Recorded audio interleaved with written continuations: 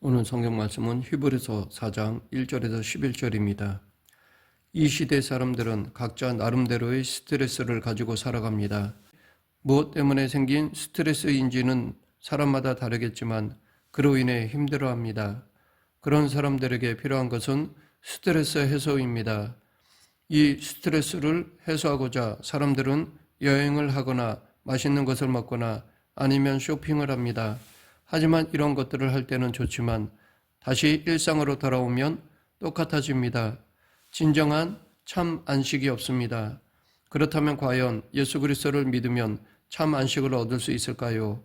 사실 우리 그리스도인들도 안 믿는 사람들과 별 다를 바 없습니다. 그리스도인들도 머리로는 예수 그리스도 안에 안식이 있다고 하면서 찬송을 부르지만 막상 현실에서는 안식을 누리지 못합니다. 가정, 직장, 심지어 교회에서도 스트레스를 많이 받습니다. 교회 안에서도 세상과 별 다를 바 없이 싸우고 분열하는 경우가 많은데 예수님을 믿는다고 하면서 왜 그렇게 평안과 안식이 없을까요? 과연 이 안식은 그저 우리의 희망사항일 뿐일까요? 아니면 죽고 나서야 비로소 누릴 수 있는 것일까요? 오늘 본문을 통해 이 안식에 대해 알아보겠습니다. 히브리서가 주장하는 안식이 무엇인지를 알기 위해서 우리는 먼저 이 책의 배경을 알 필요가 있습니다. 역사적으로 히브리서 저자가 누구인지는 아무도 모릅니다. 바울이 썼다고 하는 사람들도 있는데 문체도 다르고 자기 이름을 밝히지 않는 것으로 봐서는 바울이 쓰지 않은 것이 분명합니다. 그래서 혹자는 아볼로나 아리마대 사람 요셉이나 야고보가 썼다고 주장하는 사람들도 있습니다. 그러나 누가 썼는지는 알 수가 없습니다. 하지만 받는 사람들이 누구였는지는 확실합니다. 특정인에게 보낸 것은 아니지만 책 제목에 암시된 것처럼 수신자는 유대인 크리스천들이었습니다. 그들은 나사렛 예수가 하나님의 아들 메시아라고 고백했다는 이유로 박해를 받았습니다. 믿음 때문에 고초를 겪은 이들은 너무 힘드니까 다시 예전의 유대교로 돌아가려고 하였습니다. 초기 기독교 공동체와 달리 당시 다양한 유대 종파들은 로마에서 공인한 민족 종교였기 때문에 모임의 자유를 누릴 수 있었고 황제 숭배 의식에 참여하지 않아도 되었습니다. 로마 제국은 식민지 백성들이 그들의 민족신을 섬기는 것을 허락하였기 때문에 유대인들은 유대교를 믿는 한 핍박에서 자유로울 수 있었습니다. 반면에 히브리서의 수신자인 유대 그리스도인들은 나른한 손과 힘 빠진 무릎과 같은 상황이었는데 이것은 자포자기하고픈 심정을 나타내는 유대식 표현입니다. 그들은 복음을 받아들인 후 고난의 큰 싸움을 견디어냈습니다. 또한 그들은 비방과 환란으로서 사람들에게 구경거리가 되거나 그런 일을 겪는 사람들과 함께하는 사람들이었습니다. 그들 중엔 신앙의 이유로 감옥에 갇히거나 재산을 빼앗기는 위험에 처하더라도 그것을 기쁨으로 감당할 각오를 하고 견디던 사람들도 있었습니다. 그러나 박해가 지속되면서 신앙생활이 지쳤고 낙심과 불안을 느끼던 성도들 중에는 신앙이 흔들리기 시작하였습니다. 그런 상황에서 대다수들은 다시 유대교 신앙으로 돌아가 편안하게 신앙생활을 하고 싶어 했습니다. 그러나 다시 유대교로 돌아가기 위해서는 그들이 믿던 예수님에 대한 신앙을 부인해야 했고 그것은 히브리서에서 말하는 배교에 해당하는 죄였습니다. 고통과 핍박 가운데서 불안해하는 성도들을 향해 히브리서 기자는 참 안식에 대한 희망을 포기하지 말라고 당부하였습니다. 그리고 그들이 다시 돌아가려고 하는 유대교를 대표하는 지도자 모세와 구약이 말하는 안식과 예수 그리스도께서 주시는 안식을 비교함으로써 후자의 우월성을 말하고 있습니다. 이 안식은 예수 그리스도와 철저하고도 밀접하게 연결되어 있기에 이 안식을 알기 위해서는 그리스도가 어떤 분이신지를 알아야 한다고 하였습니다. 히브리서 3장에서는 유대인들이 인정하는 가장 위대한 지도자인 모세와 예수님을 비교하면서 먼저 신실한 사도이자 대제사장이신 예수님을 깊이 생각을 하고 명하였습니다.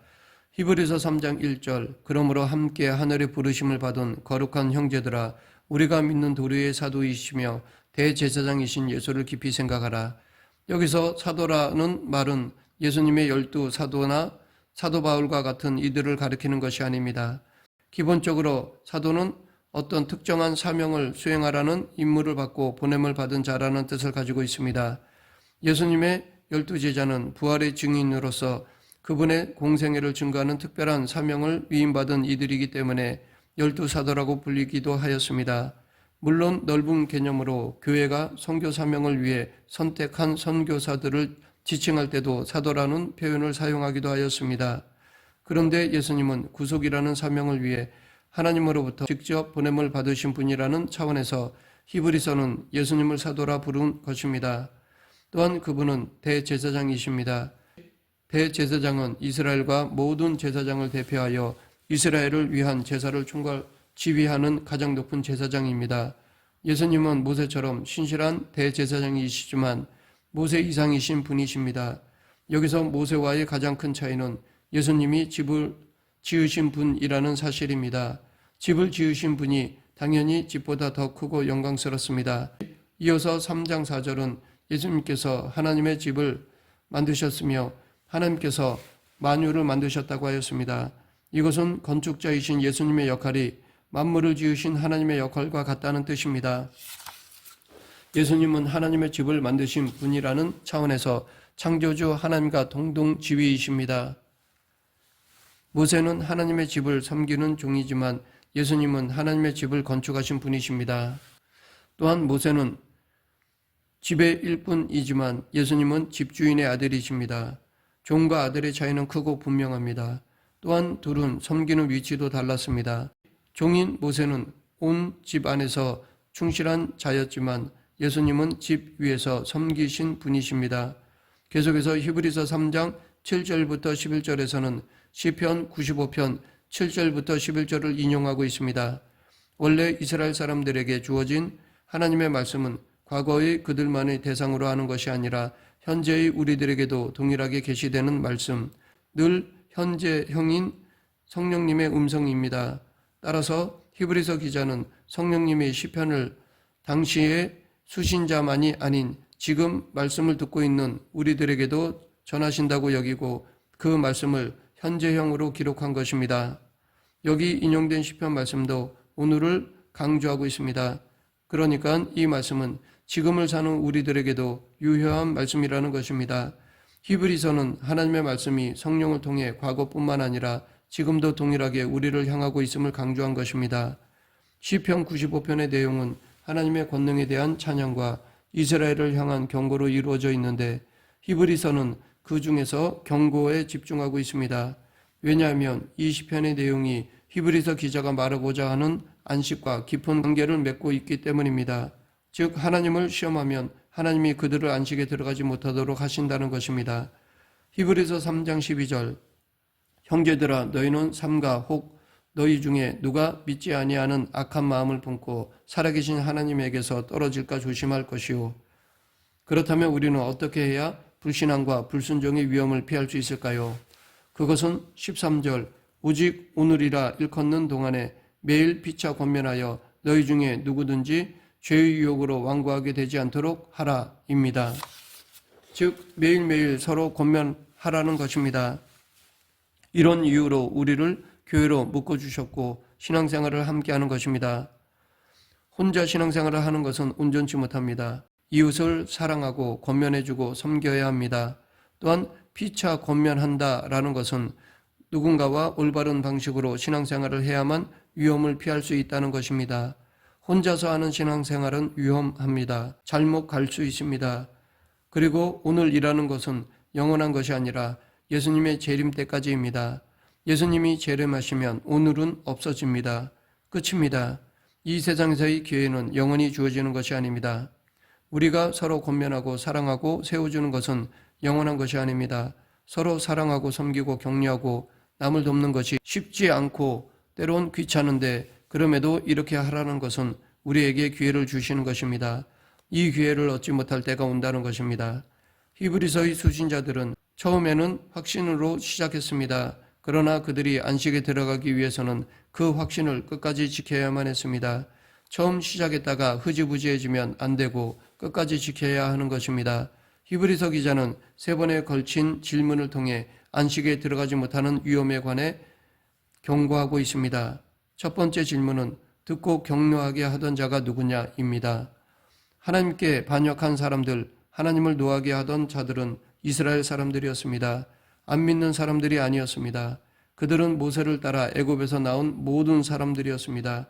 하지만 이렇게 애굽에서 나온 이들은 잘 나오기는 했지만 그들의 목표인 안식에 결코 들어가지 못하였습니다.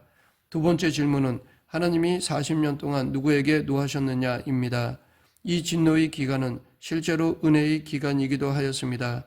즉 애굽에서 나온 것을 감당할 수 있으면 하나님의 은혜인 것이고 감당이 안 되면 지옥인 것입니다. 이는 히브리서의 수신자들에게도 동일하게 적용됩니다. 세 번째 질문은 또 하나님이 누구에게 맹세하사 그의 안식에 들어오지 못하리라 하셨느냐입니다.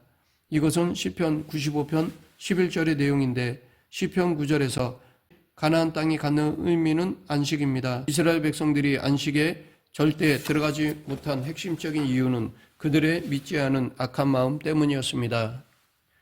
오늘 본문 1절 그러므로 우리는 두려워할지니 그의 안식에 들어갈 약속이 남아있을지라도 너희 중에는 혹 이루지 못할 자가 있을까 함이라. 여기서 히브리서 기자는 유대 그리스도인들에게 안식에 들어갈 약속이 남아있을지라도 들어가지 못할 자가 있을까 두려워하라고 하였습니다. 히브리서에서 이런 말씀을 반복하는 이유는 현실적인 고난에 지쳐서 약속을 포기하려는 사람들이 있었기 때문입니다. 2절 그들과 같이 우리도 복음 전함을 받은 자이나 들은 바 그 말씀이 그들에게 유익하지 못한 것은 듣는 자가 믿음과 결부시키지 아니함이라. 구약의 백성들도 안식에 관한 기쁜 소식을 들었지만 그들의 믿음이 지속적이지 못했기에 하나님은 그들을 안식에 들어가지 못하게 하셨듯이 하나님은 당신을 안 믿는 자를 지켜주시지 않는다는 것입니다. 3절 이미 믿는 사람들은 저 안식에 들어가는도다. 그가 말씀하신 바와 같으니 내가 노하여 맹세한 바와 같이 그들이 내 안식에 들어오지 못하리라 하셨다 하였으나 세상을 창조할 때부터 그 일이 이루어졌느니라. 여기서 사용된 안식이라는 말은 역사적으로 가나안 땅에 들어가는 것을 뜻합니다. 하지만 예수 그리스도가 오신 이후에 다시 뒤돌아보면 이 안식은 성도들이 종말에 누릴 안식을 미리 보여주는 예표라 할 수 있습니다. 그러면 이 안식은 어떤 것일까요? 히브리서 기자는 이 안식을 창조할 때의 일곱째 날과 연관시켜 말하고 있습니다. 4절 제7일에 관하여는 어딘가에 이렇게 일렀으되 하나님은 제7일에 그의 모든 일을 쉬셨다 하였으며 히브리서 기자는 시편 95편 11절을 이용하면서 그리스도인들이 들어갈 안식이 출애굽한 백성들도 들어가지 못한 안식임을 강조함으로써 이 안식은 창세기 2장 2절에서 하나님이 일곱째 날에 당신의 사역을 쉬신 것과 연관이 있다고 말합니다. 그러나 이 모든 것은 참된 안식의 모습이 아닙니다. 창조 때의 안식일은 안식의 원형이었으며 가나안 땅은 안식일의 모형일 뿐입니다.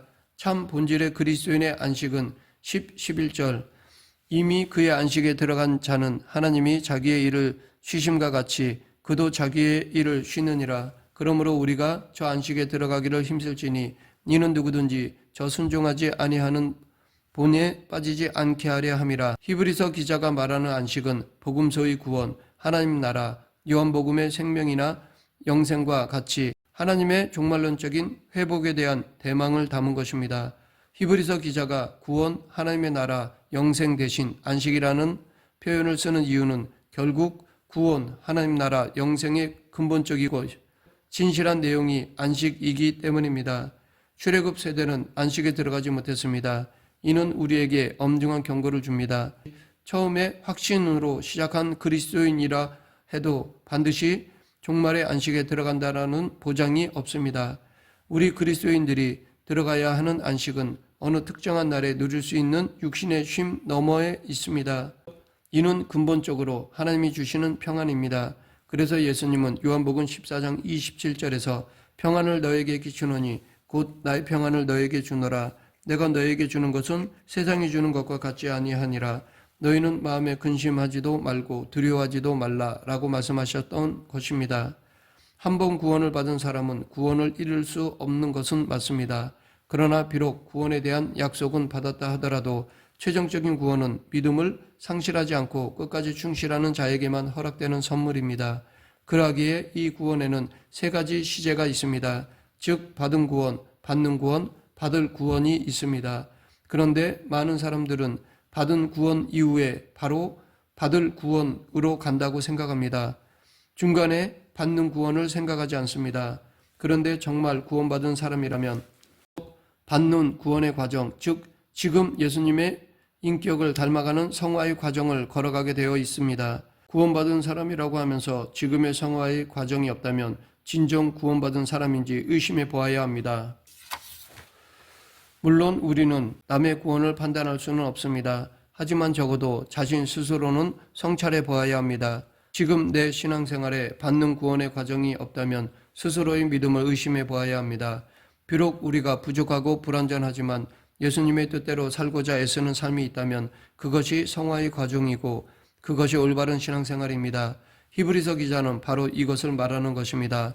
더 크게 보면 신약 성경에 나타나는 구원은 예수님을 믿고 구원받았다고 하는 이례적인 사건이 아니라 진행 중에 있는 과정입니다. 과거의 한 시점에 시작된 것은 분명하지만 현재와 미래라는 과정을 통해 완성되는 복이 구원입니다. 그러하기에 우리는 구원의 약속을 받았더라도 끝까지 믿음으로 살아야 할 의무가 있습니다. 더 정확히 이야기하면 정말 구원받은 사람은 끝까지 믿음으로 어떻게든 살아가게 되어 있다는 것입니다.